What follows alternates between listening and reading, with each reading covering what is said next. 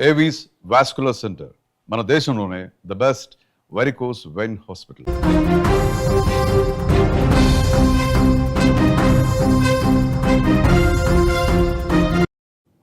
హైదరాబాద్లో దారుణ హత్య జరిగింది. మృతుడు రియల్ ఎస్టేట్ వ్యాపారి శ్రీకాంత్ రెడ్డి. నమ్మిన బాడీగార్డే మిత్రుడితో కలిసి అత్యంత దారుణంగా చంపేశాడు. కత్తితో విచక్షణ రహితంగా దాడి చేశాడు. ఒక నిందితుడిని పట్టుకున్నారు అక్కడ స్థానికులు. మరొక నిందితుడి కోసం గాలింపు ముమ్మరం చేస్తున్నారు. స్థిరాస్తి వ్యాపారంలో ఆర్థిక లావాదేవీలే ఈ హత్యకు కారణంగా తెలుస్తోంది. విధుల్లో నుంచి తొలగించినందుకే పగ పెంచుకున్నాడా? దీని మీద కూడా చర్చ వినిపిస్తోంది. ఇటీవలి కాలంలో చిన్న చిన్న విషయాలకే కోపాలు కక్షలు విపరీతంగా పెంచుకొని ఇంతటి దారుణాలకు తెగబడుతున్నారు. కేవలం ఈగోతో ఎదుటివారి ప్రాణాలు తీసేయడానికి ఎక్కడా కూడా వెనుకాటం లేదు. ఒకప్పుడు ఆస్తులు అంతస్తుల కోసం హత్యలు జరుగుతుండే, కానీ ఇప్పుడు పరిస్థితి మారిపోయింది. కేవలం ఇద్దరి మధ్య మాట అనుకుంటే, ఒకరికొకరు ఇష్టం లేకపోతే చాలు, వాడు ఈమె భూమి మీద బతకటానికి వీల్లేదు, నన్ను ఎదిరించిన వాడు, నన్ను తిట్టిన వాడు నాకు ఇష్టం లేని వ్యక్తి ఈ భూమి మీద బతికి ఉండకూడదు అనే ఇలాంటి భావజాలం పెరిగిపోతుంది. ఇలాంటి ఒక సైకో మనస్తత్వాలు ఈ మధ్యకాలంలో పెరిగిపోతున్న పరిస్థితి. ప్రాణాలు తీసేంత స్థాయికి వాళ్ళు దిగజారిపోతున్నారు. ముఖ్యంగా కన్నవారికి కడుపు కోత, నమ్మిన వారికి వెన్నుపోటు, ఇలాంటి ఘటనలు మనం రోజు చూస్తూనే ఉన్నాం. నమ్మిన వాళ్ళే వెన్నుపోటు పొడిచారు. కంటికి రెప్పలా కాపాడాల్సినటువంటి వ్యక్తే కత్తికి పని చెప్పాడు. తనకు రక్షణ కల్పించాల్సినటువంటి వ్యక్తే ప్రాణం తీయటానికి కూడా ఆయన పూనుకున్న పరిస్థితుంది. తన దగ్గరే పనిచేస్తున్న వ్యక్తి యజమానిని దారుణంగా హత్య చేసిన ఘటన హైదరాబాద్ నగరంలో తీవ్రంగా కలకలం రేపినటువంటి పరిస్థితి. అతడు ఇద్దరు ఈ ఘాతుకానికి పాల్పడ్డారు. రియల్ ఎస్టేట్ వ్యాపారి శ్రీకాంత్ రెడ్డిని ఇద్దరు దారుణంగా చంపేసి వెళ్ళిపోతున్న క్రమంలో అక్కడ స్థానికులు అడ్డుకున్నారు. ఒకడు పారిపోయాడు, ఒకడిని చుట్టుముట్టిన పరిస్థితి. ఒక్కసారి ఆ విజువల్ మీరు కూడా చూడండి. అతను చంపిన తర్వాత అక్కడ స్థానికులు అతన్ని పట్టుకున్న తర్వాత ఒక దగ్గర కూర్చునున్నాడు. కూర్చున్న తర్వాత కూడా ఎంత రుబాబుగా మాట్లాడుతున్నాడు. అక్కడ స్థానికుల్లో మళ్ళీ భయభ్రాంతులకు గురి చేసే విధంగా ఎలా మాట్లాడుతున్నాడు ఒక్కసారి ఆ వీడియో మీరు చూడండి.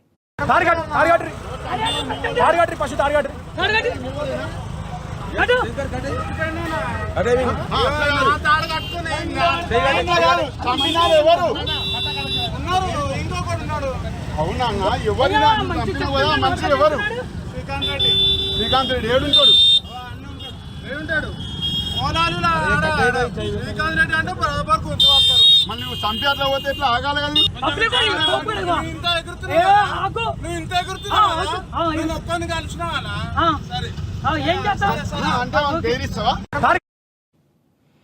అది చూసారా?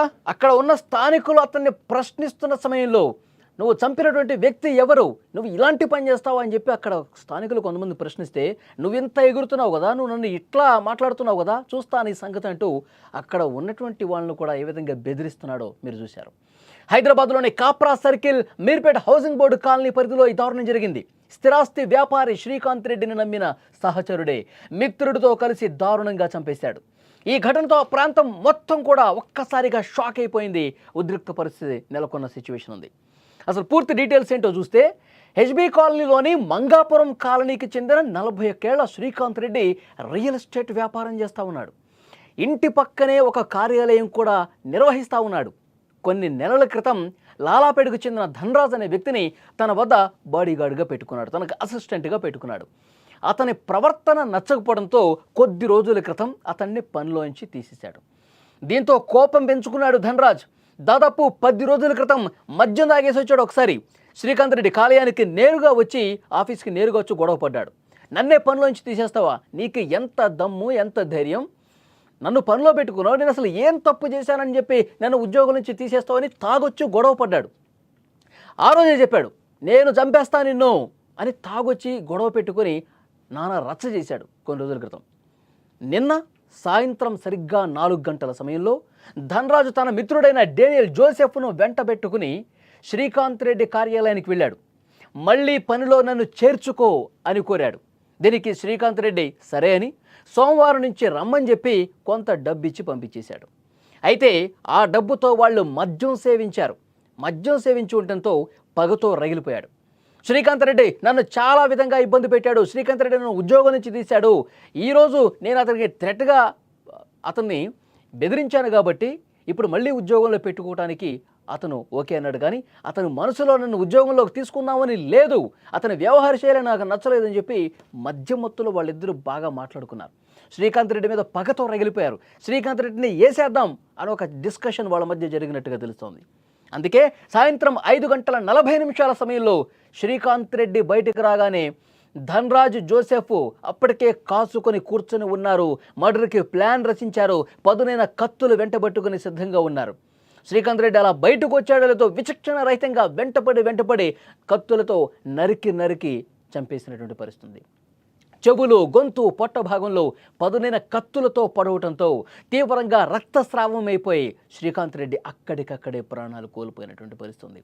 దాడి జరిగిన వెంటనే ధనరాజ్ పారిపోయాడు. జోసెఫ్ను స్థానికులు పట్టుకుని కట్టేశారు. ఆ తర్వాత పోలీసులకి అప్పగించారు. ఆ జోసెఫ్ని ఇంతకుముందు మీరు చూశారు. ఈ హత్యతో శ్రీకాంత్ కుటుంబం కన్నీరు మున్నీరుగా విలపిస్తోంది. ఆయనకు భార్య, 6 ఏళ్ల కుమారుడు, 3 ఏళ్ల కుమార్తె కూడా ఉంది. మొత్తం కుటుంబ సభ్యులు, ఇతర బంధువులందరూ కూడా గుండెలు పట్టుకుని రోధిస్తున్నటువంటి పరిస్థితి. శ్రీకాంత్ రెడ్డి ఏం తప్పు చేశాడరా, మీకు ఏం పాపం చేశాడరా, ఎందుకురా అతన్ని చంపి మీరు ఈ విధంగా చేశారంటూ ఆ కుటుంబం కన్నీళ్లు పెట్టుకుంటుంది. అంతకుముందు పనిచేసినప్పుడు నమ్మారు అతన్ని, చాలా నమ్మకంగా పనిచేస్తాడని చెప్పి భావించారు. అందుకే జాబ్లో కూడా పెట్టుకున్నారు. కొన్ని రోజులు బాగానే ఉన్నాడు. ఆ తర్వాత అతని వ్యవహార శైలి నచ్చక దూరం పెట్టాడు. నువ్వు పనిలోకి రావద్దని చెప్పాడు. దాన్ని మనసులో పెట్టుకుని విధంగా పగ పెంచుకుని ఇంత దుర్మార్గానికి తెగబడ్డ పరిస్థితుంది. ఈ ఘటన గురించి సమాచారం అందిన వెంటనే కుషాయిగూడ పోలీసులు క్లూస్ టీం ఘటనా స్థలానికి చేరుకున్నారు. పరిస్థితిని అదుపులోకి తెచ్చారు. మృతదేహాన్ని స్వాధీనం చేసుకుని పోస్టుమార్టం నిమిత్తం ఆసుపత్రికి కూడా తరలించారు. ఘటన మీద కేసు నమోదు చేసి దర్యాప్తు చేస్తూ ఉన్నారు. ఈ హత్యకు ఆర్థిక కారణాలు ఇంకా ఏమైనా ఉన్నాయా, కేవలం పనిలో నుంచి తొలగించడమే కారణమా, వేరే రీజన్స్ ఏమన్నా ఉన్నాయా లేదో కూడా చెక్ చేస్తూ ఉన్నారు పోలీసులు. ఈ నిందితుల మీద, ఈ ఇద్దరి మీద పలు కేసులు గతంలో కూడా ఉన్నట్టుగా పోలీసులు చెప్తా ఉన్నారు. వాటి గురించి కూడా ఇన్వెస్ట్ చేస్తూ ఉన్నారు. వీళ్ళ ట్రాక్ రికార్డు ఒక క్రిమినల్ ట్రాక్ రికార్డుగా పోలీసులు భావిస్తున్నారు. ఎంత దారుణం చూడండి, ఎంత దుర్మార్గం చూడండి. పనిలో పెట్టుకొని వాళ్లకు ఉపాధి కల్పించి నెల శాలరీ ఇచ్చి నీ తీరు బాగాలేదంటే వీళ్ళు హత్య చేసే స్థాయికి వచ్చారంటే వీళ్ళ వ్యవహార శైలి ఏ విధంగా ఉందో అర్థమవుతుంది కదా. అందుకే కదా పనిలో నుంచి తీసేసింది. వీళ్ళంత దుర్మార్గంగా ప్రవర్తించే మైండ్ సెట్ ఉన్నది కాబట్టే వీళ్ళు మనకి సెట్ కారు, మన దగ్గర ఉద్యోగానికి వీడు కరెక్ట్ కాదని ఆ శ్రీకాంత్ రెడ్డి భావించబట్టే కదా ఒకసారి ఉద్యోగం నుంచి తీశాడు. మళ్ళీ బెదిరిస్తూ ఉన్నాడు. ఒకసారి మద్యం తాగేసి వచ్చి గొడవపడి ఉద్యోగంలో నుంచి నన్ను ఎందుకు తీసేసావు, నీ అంతు చూస్తా అని చెప్పినటువంటి పరిస్థితి ఉంది. సర్లేరా నేను మళ్ళీ ఉద్యోగంలో పెట్టుకుంటాలే, కొంత చేతిలో డబ్బు కూడా పెట్టేసి సోమవారం నుంచి రా అని చెప్తే వీళ్ళు ఆ ఇచ్చినటువంటి డబ్బుతో పక్కన ఒక బార్కి వెళ్ళి మందు కొట్టేసి పదునైన కత్తులు తీసుకొని మర్డర్కి స్కెచ్ చేశారు. ఇంత దారుణం చూడండి. ఎవరిని నమ్మటానికి వీల్లేదు. ఎవడు ఎలా ప్రవర్తిస్తాడో, ఎవడు ఎలాంటి సైకోయిజాన్ని చూపిస్తాడో ఏమీ చెప్పలేని పరిస్థితుంది. కేవలం ఒక చిన్న గొడవలకే ప్రాణాలు తీసేసే పరిస్థితుంది. చిన్నపాటి మనస్పర్ధలకే తలలు తెగ్గొట్టే పరిస్థితి కనిపిస్తోంది. నిజంగా చాలా దుర్మార్గమైనటువంటి పరిస్థితి. హైదరాబాద్లో క్రైమ్ విపరీతంగా పెరిగిపోతుంది. ఎక్కడ చూసినా చంపడాలు. కూకట్పల్లిలో మనం చూడలేదా, ఒక అపార్ట్మెంట్లో పని చేస్తున్నటువంటి వ్యక్తే, ఇక్కడ కూడా జాబులో నుంచి తీసేసినందుకే కదా కారణం. అక్కడ కూడా పని మనిషే మార్వాడికి సంబంధించిన ఒక మహిళను చాలా దారుణంగా చంపేసి కత్తులతో పొడిచి చంపేసి ఇంట్లో ఉన్నటువంటి బంగారమో సొమ్మో ఏదో తీసుకుని పారిపోయారు.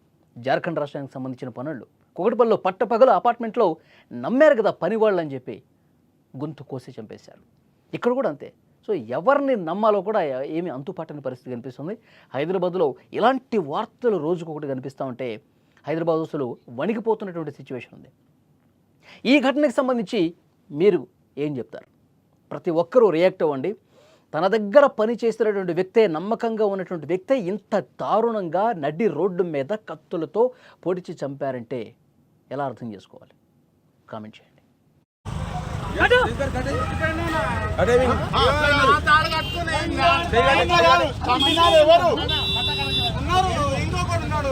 అవునా ఎవరు?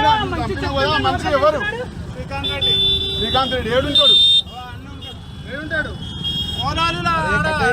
శ్రీకాంత్ రెడ్డి అంటే బరాబర్ గుర్తుపడతారు. మళ్ళీ నువ్వు చంపి అట్లా పోతే ఎట్లా ఆగాలి కదా? నువ్వు ఇంత ఎగురుతున్నావు, నేను ఒక్కడిని కలిసినా ఏం చేస్తావు అంటే బెదిరిస్తావా